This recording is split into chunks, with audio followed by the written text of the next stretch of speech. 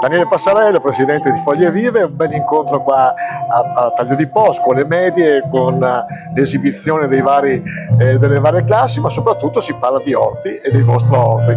Cos'è questa manifestazione? Questa manifestazione del titolo Orti Aperti è un dimostrare alle famiglie dei ragazzi della scuola di Taglio di Po l'importanza della terra, quanto possono apprendere dalla terra, dal costruire, da far vedere una pianta che cresce, dare dell'acqua, fino a farla diventare matura da poterla raccogliere. I ragazzi imparano questo, quindi penso che sia una cosa educativa e molto importante. Noi contemporaneamente, sai Leandro, abbiamo sempre il doppio scopo, che è quello di aiutare le persone in difficoltà.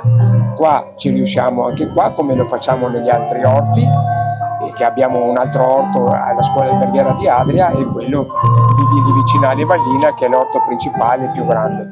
Ma questi orti didattici danno molta soddisfazione, perché vedere che i ragazzi imparano dalla terra è una cosa bellissima.